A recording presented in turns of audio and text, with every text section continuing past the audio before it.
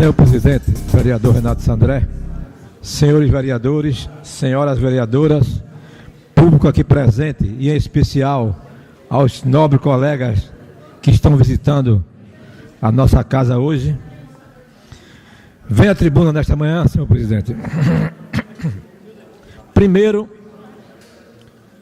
agradecer a deferência e a confiança em nós depositado em fazer parte da comissão que vai conduzir as possíveis emendas à lei orgânica, bem como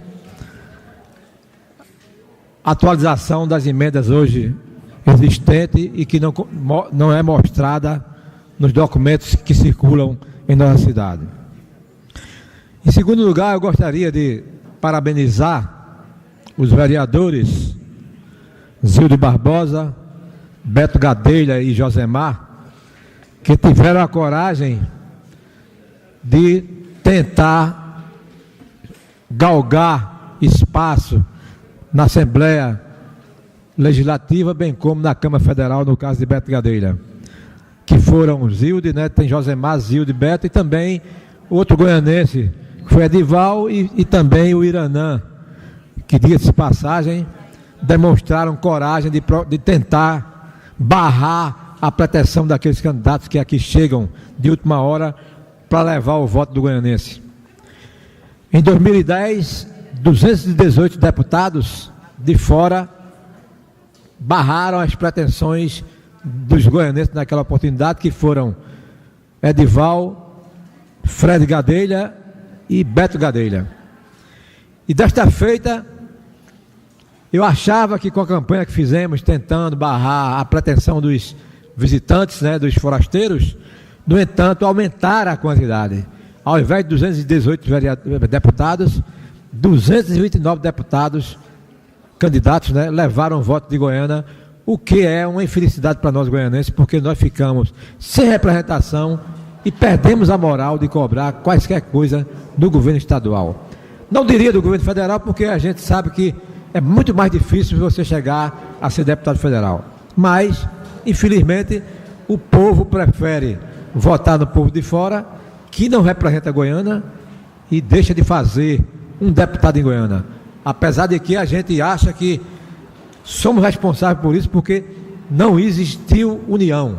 Porque se juntasse todos os candidatos de Goiânia, eu tenho a impressão que daria para eleger um deputado. Tanto é que teve deputado com 22 mil votos, 20 mil votos, conseguido galgar uma cadeira na Assembleia Legislativa, e Goiânia fica mais uma vez procurando brincar de fazer política, querendo ser postulante a prefeito daqui a 2 anos. É lamentável isso, mas um dia Goiânia vai aprender.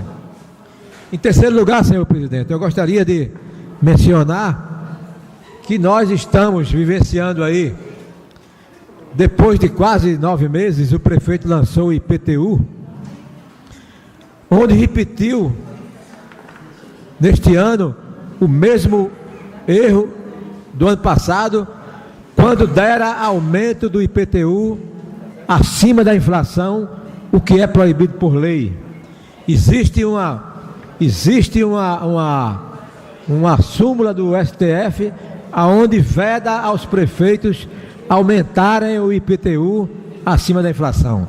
Logicamente, nós estamos tentando o embasamento técnico, jurídico, e vamos tentar frear isso na justiça, porque não é justo que o povo brasileiro e o povo goianense, se não bastasse a alta carga tributária, venha a sofrer ainda com o aumento lesivo e alto do IPTU, porque nós não vemos nenhuma melhoria em Goiânia que faça jus a aumentar em 60%, 70% o valor do IPTU de cada cidadão goianense.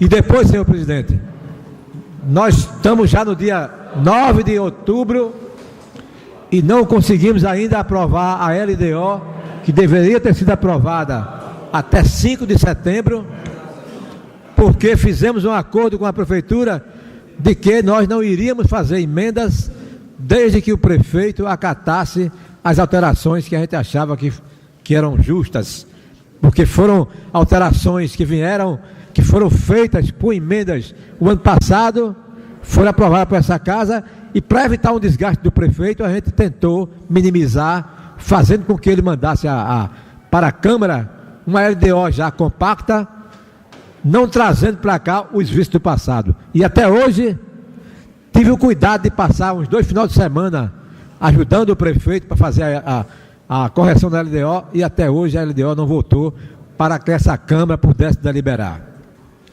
Hoje, logicamente, assistimos na última reunião que aqui chegara já a atualização do plano plurianual e também chegara o orçamento. O orçamento de 2015 não pode ser votado, senhor presidente, sem que seja votada a LDO, porque a LDO é o instrumento que mostra os caminhos que vão seguir o orçamento. Então, sem a LDO, a gente não pode fazer a aprovação do orçamento. Já o plano plurianual, não, porque ele apenas altera, mas mesmo assim é um balizador para a LDO e é um balizador para o orçamento. A gente lamenta profundamente. E mostrando isso, eu tenho feito algumas críticas ao governo municipal, e não fizeram no período da eleição, para não dizer que eu estava procurando mostrar ao povo de Goiânia que a gente era contra o prefeito no momento de eleição. A gente não apoiou nenhum deputado de fora e votamos nos deputados de Goiânia. Mas apresentei algumas vezes aqui dados aonde o gestor fizera mau uso da aplicação dos recursos públicos e também contrariara as diretrizes que amparam a condução do governo municipal. Resumo da prestação de contas do gestor de Goiânia em 2013. Baseado no que eu falei da lei orgânica, veja o que aconteceu no ano passado.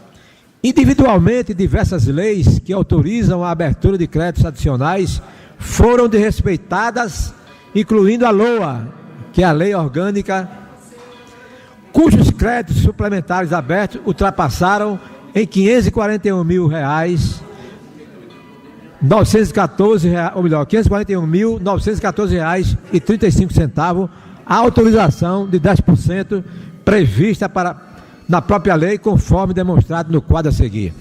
Ou seja, ele tinha um limite de 10% e ultrapassou em R$ 541 mil aquele limite que ele podia fazer por decreto.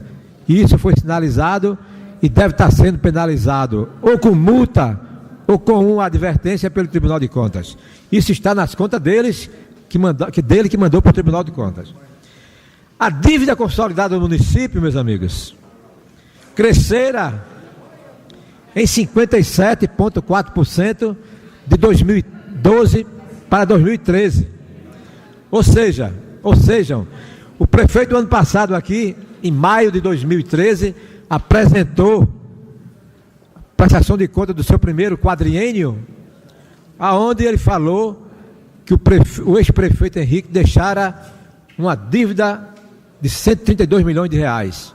Logicamente, essa dívida não era somente dos valores que eu vou apresentar, era toda a dívida de Goiânia. No entanto, ele hoje, com o INSS, ele passou de 35 milhões 986 mil para 36 milhões 419 mil reais. Aumentou a dívida. O parcelamento, fez o primeiro parcelamento em 17 milhões de reais com o Goiânia Prévio, que é o dinheiro que ele tem, tanto do funcionário público como o dinheiro que ele dá da patronal. Ele passou no segundo parcelamento de 4 milhões e 65 mil reais para 8 milhões e 256 mil reais. Terceiro parcelamento, ele fez mais 2 milhões e 778 mil reais de parcelamento. A Compesa ele baixou um pouquinho, a CELP ele baixou um pouquinho, o Goiânia Prévio ele aumentou em 914 mil reais o seu débito.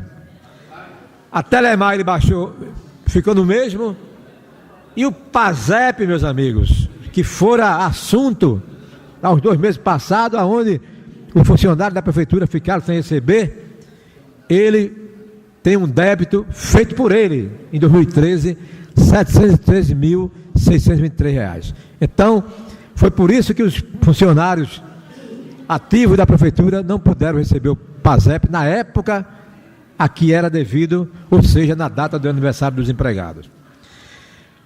Ele, de acordo com o relatório do Tribunal de Contas,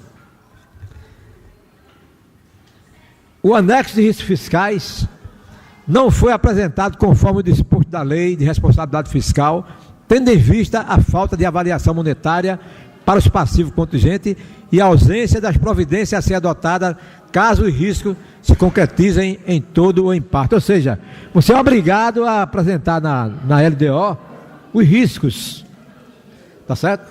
Ele apresentou na LDO, no entanto, quando ele fez a prestação de contas, ele não apresentou a comparação dos riscos, tá certo?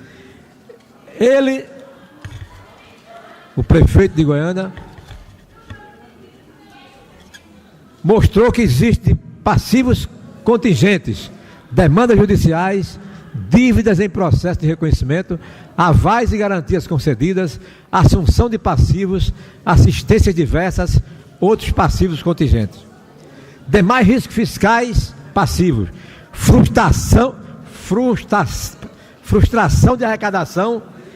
E este ano nós vimos aqui ele apresentar o primeiro quadriênio e também no RRO, que é o relatório resumido, aonde até junho de 2014 ele apenas tinha conseguido fazer uma elevação de investimentos ou de recursos igual a 2013, e que ele dizia também que estava trabalhando em 2013 com o orçamento que deixou Henrique Fenelon. No entanto, o valor que ele arrecadou o ano passado foi um pouco maior do que o que Henrique deixou, mas esse ano está ocorrendo a frustração da Receita. Então, ou seja, nós vamos nos deparar com dificuldade daqui até o final do ano. Ele deixou de mostrar transparência quando, ao invés de mandar de colocar as suas contas, a LDO, a prestação de contas de Goiânia, né, relativa aos secretários, ao invés de colocar no portal da transparência, ele apenas afixou em algumas áreas da prefeitura e não divulgou nos principais jornais de circulação do Estado. Isso é trabalhar sem transparência. Ele, o ano passado, ele atingiu... O ano passado, ele... Primeiro quadrimestre de 2012, que ainda foi na gestão de Henrique, ele teve 53% do limite de despesa. Já o de 2013, mesmo com aquele valor que a gente deu de presente do ITBI, ele atingiu 58,07% de limite de despesa. Estou falando isso porque nós demos aumento aos funcionários públicos antes do recesso político e que estamos sujeitos a ser penalizados porque foi feito um parecer aonde orientava que o prefeito teria que justificar se ele estava dentro dos limites impostos pela LRF. Infelizmente não estava.